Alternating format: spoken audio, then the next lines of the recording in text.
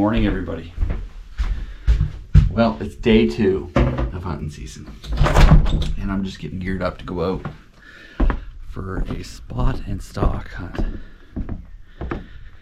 Now, I would have gone out yesterday, but I got tied up with some family errands. So I've got my essentials with me. I have my hunter's orange, blaze orange in my hat.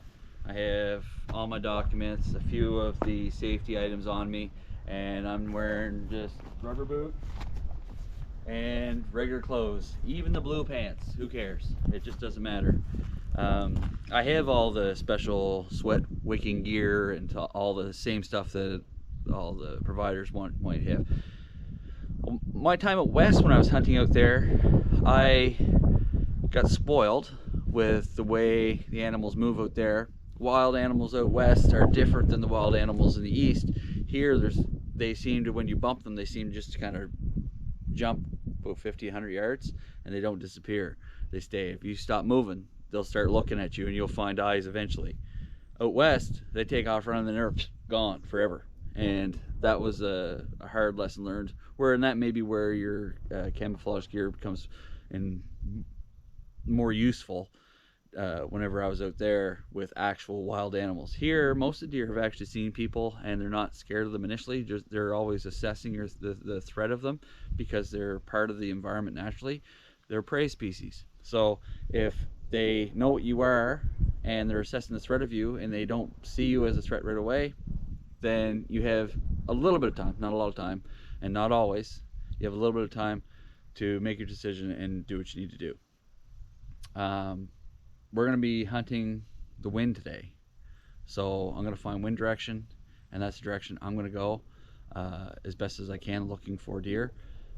The idea behind bumping deer is to get them up out of their bed, get them moving, crashing, banging, so that you can either see them to set up on them, or because that's what it's about. It's about harvesting a deer. It's not about sitting there watching wildlife. I can do that any time of the year. This time of the year, we're trying to harvest something and trying to make a good harvest, something that needs to be harvested, something to fill the freezer with. And especially in times like these, people seem to think that all of your meat comes from the store, and 90 pounds of deer meat goes a long ways to reducing your meat bill from the store, especially when it's only costs you $40 to have it processed. That's pretty good. That's really, really good. Bang for buck and bullet. Let's get geared up to go here.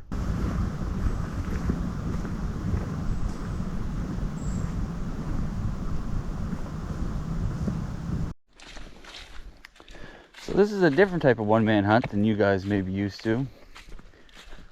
I am bumping my own deer today. And what I mean by that is that I don't really care about being sneaky or quiet or any of the big five when going into the woods. I'm going to be walking into the wind. My scent's going to be all through the woods by the end of the morning. We're going to spend a couple hours back here watching, looking, see if there's anything that gets bumped or spooked. We're looking for flags like tails, antlers sticking out, because a lot of times when you're carrying on like this, the deer are either going to spook completely or they're going to bed down and not move at all. And we've seen that happen many times, where I'll walk by an old junk pile that had one of the bucks that I shot sitting in it, and I was 4 or 5 meters away from it when I walked by it that morning. So everything that everyone understands about trying to hunt deer in its purest form, there's so many different ways to get it done here. We're going to do it without bait. My trail cameras have shown that the deer are inconsistent, and I have bear right around me and my property, so that's going to push the deer away. And I've had good success walking up on deer in the past just like this, because if they're not expecting you to be there, they're more likely to behave in that way that you'll be able to catch them in the act. So that's why I don't really care about too much. And let's be honest, if you're doing a spot and stalk here, they hear you a long ways before you would ever expect them to. They've got great hearing. So I'll turn the camera back on if I get into a situation where I think I'm onto something, or if I'm doing something different. Coyote tracks right here. I got coyote tracks. Look at that. Another big problem. Coyotes put the run to everything, so everything's all hiked up this time of year. I get a good kick out of the hunting forums this time of year because everyone's on there, and there's a bunch of new people to hunting that want to try it. And a lot of the advice given is great. It's quite helpful, but then there's the people with long-standing opinions of things that are just inappropriate. And one of them is access to land here in this province. The issue is that private land ownership doesn't mean private land access for recreational activity. And I've covered this off in the other video that I did about trespassing in Nova Scotia. Now, as it applies to hunting, there's a specific provision there that means that you can't prosecute anyone hunting on private forest land for trespassing. And that's word for word. And several people on there are making comments like the topics like throwing rocks at a hornet's nest, that sort of thing. And they're right. But that doesn't mean that you shouldn't correct the information. And I have a knowledge base, which people find that knowledge base comes from nearly 2 decades of experience, to say this should or shouldn't happen. Lots of deer tracks. They're here. So that's something that I find quite comical. And if you don't know what I'm talking about, Nova Scotia is the new version of New Scotland. And the rules that Scotland has currently, plus or minus a few small differences, are similar, very similar, almost carbon copy of the rules we use here. And people here, because there's so little land owned by the government, have the right to hunt private forested land or barren land. And that's an important distinction to make. It's not agricultural land. You can't hunt that, or lawns, or golf courses, or any of that nonsense. You can hunt in the woods, even if it's private. And that's a right, written right in there, with your licensing given to you as defined in the Protection of Property Act under the Wildlife Act. Fishing, accessing the waters through fishing is the same thing. People more commonly accept that law aspect of the law because it applies to them using water, which no one really cares about. This law applies to people being on their land, which seems to be a territorial aggression thing. So that's a comical thing I ran into today before I come out here. A lot of people arguing when they follow their own arguments through to result, and you have to walk them through it because they're too lazy to go watch the video. It gets embarrassing, and everyone ends up deleting their thread of conversation because they don't want anyone else to see it, which doesn't help either, because the argument happens so many times that you just end up having it over and over and over again, requiring the video. And here I am talking about it again. Boy. Okay, so spot and stalk hunting. Technically we're not doing spot and stalk hunting yet because we haven't spotted anything. So how do you get there? So you guys are mounted to my chest right now. So I'm going to show you exactly what I do in order to get there to the point where you can see something. Now I know you guys are coming across in the video and you guys are saying, well, you're talking an awful lot. Yeah, the video requires a little bit of talking. But the periods in between where I'm not talking, this is what I'm doing. I'm going from my current position to as far as I can see on the trail or in the woods. And so I go from a standing position to a steady cadence walking position without causing too much disturbance. And then when I get to the next position, I stop, I look, listen, and then pick the next visual spot that I can get to, however long or short it is, and take my time getting there. This is a very, very slow process, especially when you're woods hunting like this. Now there's a stump hunting where you can sit on stumps, or tree sitting, you can sit on trees, still hunting, which is what those are. They all work great. They require an enormous amount of patience. I'm a high vibration person, so I need to move constantly. Otherwise, if I stop too long in this beautiful scenery in this place that I love, I'm going to fall asleep no matter where it is, no matter how wet I am.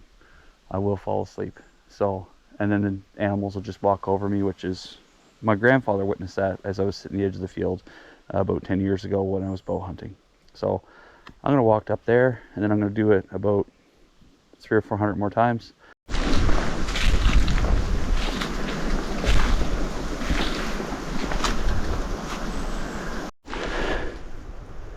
So I'm back here checking my trail camera,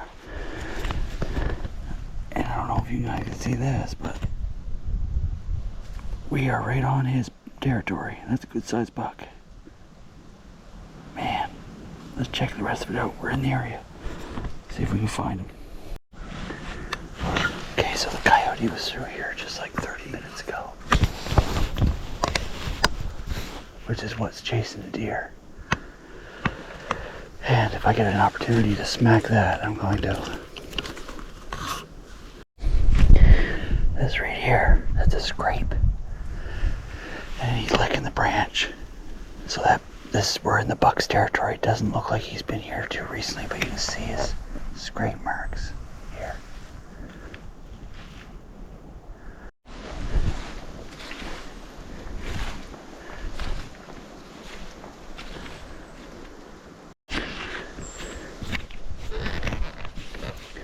Stopped here, but you'll notice I can't see in the woods anywhere, so there's really no point. If I'm gonna bump him and spook him, I'll also do it, because I'm not gonna see him anyway. The woods are too thick all along the edges and sides here.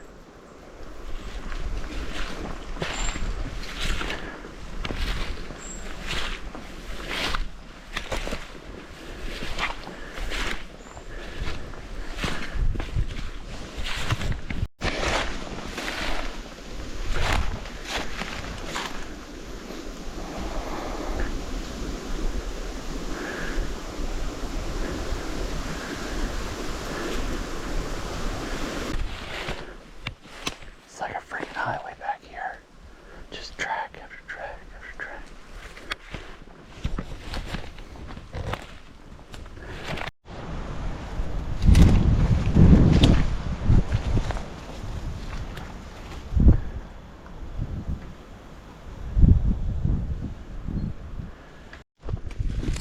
Oh, okay, so I get in here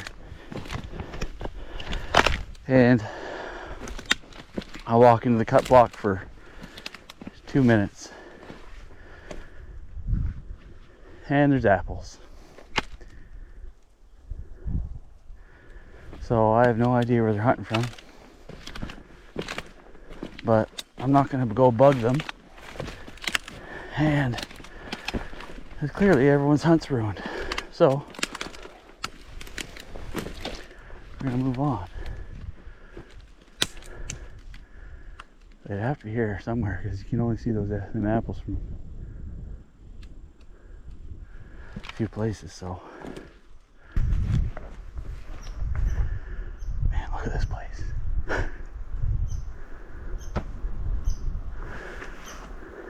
It's just such a privilege to own it, right?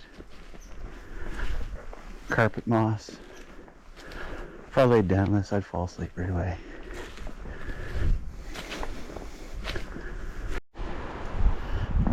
Another scrape.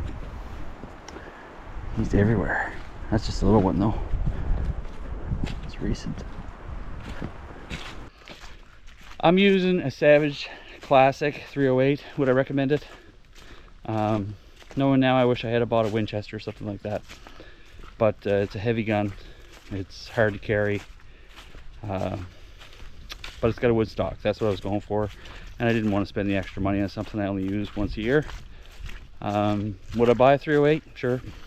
A 30-06 probably for deer hunting. At the time I was doing a variety of different animals, so 308 had a bit more of a variety to it than the 30-06, but I'd like to have a 306. Use 150 grain to 180 grain. I'm using 150 today. Didn't shoot anything obviously, so it doesn't matter what grain you have if you don't shoot anything. There's a rules portion of things that I always get hung up on because that's what I'm used to. But if you look at what I'm doing here now, when you get out in the woods and you just get in there and start enjoying it, seeing, like we probably did about 10 kilometers today.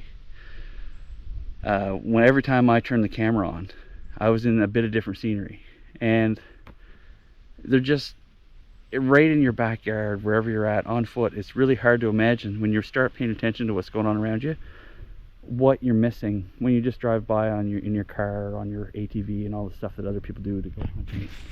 I'm not one of those people. I have done that because when I was out west, I was in a place where that was almost required. Here, it's just not. We saw plenty of tracks. What, 6 scrapes, 5 or 6 scrapes, I don't know. I'm not going to count. There were so many of them.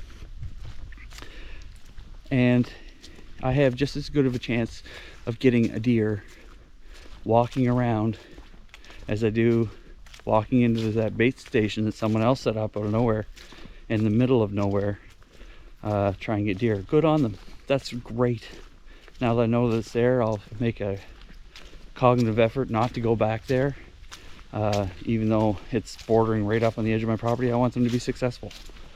It's also going to bring deer in for me, because that's where they're all hung up. But all those apples were all on those branches and nothing was eaten, so I don't know what success they've been having or claiming to have. They're also on the wrong direction of windage consistently this time of year from that way, so that's another problem. They may not know what they're up against. So anyway, all factors to pick up on whenever you're choosing to do the type of hunting you're doing. If you break it, fix it, make it better. And I hope you've enjoyed your walk in the woods with me today as much as I have. Get out, go do something. If not hunting, something else. All right guys, see you in the next one.